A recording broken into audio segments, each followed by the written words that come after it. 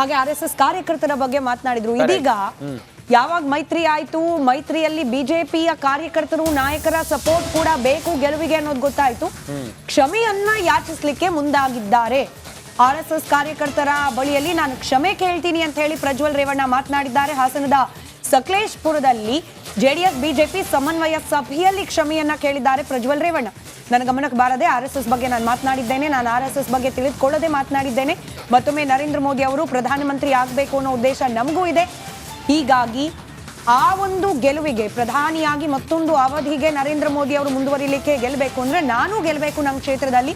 ಹೀಗಾಗಿ ನನ್ನ ಕಾಂಟ್ರಿಬ್ಯೂಷನ್ ಕೂಡ ಮೋದಿ ಅವರ ಗೆಲುವಿಗೆ ಆಗ್ಬೇಕು ಅಂದ್ರೆ ನೀವೆಲ್ಲರೂ ಕೂಡ ನನಗೆ ಸಹಕರಿಸಿ ಅಂತ ಹೇಳಿ ಕೇಳ್ಕೊಂಡಿದ್ದಾರೆ. ಪ್ರಜ್ವಲ್ ರೇವಣ್ಣ ಅವರ ಕುತ್ತಿಗೆ ಮೇಲೂ ಕೂಡ ಎರಡೆರಡು ಶಾಲ್, ಒಂದು ಬಿಜೆಪಿ ಒಂದು JDS. ಆ ಶಾಲ್ ಬಿದ್ಮೇಲೆ ಆಬ್ವಿಯಸ್ಲಿ ಕ್ಷಮೆ ಕೇಳಲೇಬೇಕು. ಕೇಳಿದ್ದಾರೆ. ಏನ್ ಮಾತನಾಡಿದ್ರು ಪ್ರಜ್ವಲ್ ರೇವಣ್ಣ ಕೇಳಿಸ್ಕೊಳ್ಳಿ. ನಾನು ಅದ್ರ ಬಗ್ಗೆ ತಿಳ್ಕೊಳ್ಳೋ ಸಂದರ್ಭದಲ್ಲಿ ಏನಾದ್ರು ಮಾತಾಡಿದ್ರೆ, ಇಲ್ಲಿ ಕುಳಿತಿರುವಂತ ಯಾರು RSS ಕಾರ್ಯಕರ್ತರಿದ್ರೆ, RSS ಮುಖಂಡರುಗಳಿದ್ರೆ ಅವರೆಲ್ಲರಿಗೂ ಕೂಡ ನಾನು ಶ್ರಮಿಸಿ ಅಂತ ಕೇಳ್ತಾ, ನಾನೊಬ್ಬ ಯುವಕನಾಗಿ ಅವತ್ತೇನು ಹೋರಾಟ ಮಾಡಬೇಕು ಅಂತ ಹೇಳಿ ಹೋರಾಟದ ಮುಖಾಂತರ ಮಾತ್ರ ಮಾತಾಡ್ತಿದ್ದೆ. ಆದ್ರೆ ಇವತ್ತು ಅರಿವು ಮಾಡ್ಕೊಂಡಿದ್ದೀನಿ ಅನ್ನೋ ಒಂದು ಉದ್ದೇಶದಿಂದ ಮಾತಾಡ್ತಾ ಇವತ್ತು ನಿಮ್ಮೆಲ್ಲರ ಕ್ಷಮಾಪಣೆ ಕೇಳೋಂಥ ಕೆಲಸ ಮಾಡ್ತೀನಿ.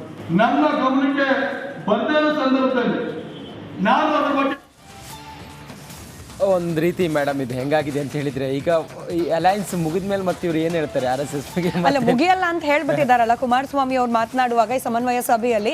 ಇದು ಕೇವಲ ಲೋಕಸಭಾ ಚುನಾವಣಾ ದೃಷ್ಟಿಯಿಂದ ಆಗಿರುವ ಮೈತ್ರಿ ಅಲ್ಲ, ಸುದೀರ್ಘ ಅವಧಿಗಿರುತ್ತೆ ಇದು, ಒಂದು ಅರ್ಥದಲ್ಲಿ ಶಾಶ್ವತವಾಗಿ ಅಂತ ಹೇಳಿದ್ದಾರೆ.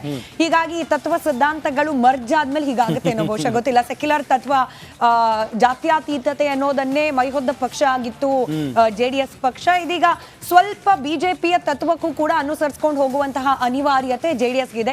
JDS ನ ತತ್ವ ಸಿದ್ಧಾಂತಗಳಿಗೆ ಬಿಜೆಪಿ ಎಷ್ಟರ ಮಟ್ಟಿಗೆ ಮಣೆ ಹಾಕತ್ತೆ, ಬಿಜೆಪಿಯ ಕಾರ್ಯಕರ್ತರು ಎಷ್ಟರ ಮಟ್ಟಿಗೆ ಸೆಕ್ಯುಲರ್ ತತ್ವವನ್ನ ಅಳವಡಿಸಿಕೊಳ್ತಾರೆ ಗೊತ್ತಿಲ್ಲ. ಬಟ್ JDS ನವರಂತೂ ಒಂದು ಹಂತಕ್ಕೆ ತತ್ವ ಸಿದ್ಧಕ್ಕೆ ಚಾಚೂ ತಪ್ಪದೆ ಹೊಂದ್ಕೊಳ್ಳೇಬೇಕಾದ ಅನಿವಾರ್ಯತೆ ಇರಬಹುದೇನೋ. ಯಾಕಂದ್ರೆ ಪ್ರಜ್ವಲ್ ರೇವಣ್ಣ ಅವರ ಮಾತನ್ನ ಗಮನಿಸಿದಾಗ ಹಾಗ ಅನ್ಸುತ್ತೆ. ನಾನು ಯುವಕನಿದ್ದೆ, ಹೋರಾಟ ನಡೆಸ್ತಾ ಇದ್ದೆ, ಅಂತಹ ಸಂದರ್ಭದಲ್ಲಿ ನಾನು ತಿಳ್ಕೊಳ್ದೆ ಮಾತನಾಡಿರಬಹುದು RSS ಬಗ್ಗೆ, ಅಲ್ಲಿನ ಕಾರ್ಯಕರ್ತರ ಬಗ್ಗೆ, ನಾಯಕರ ಬಗ್ಗೆ.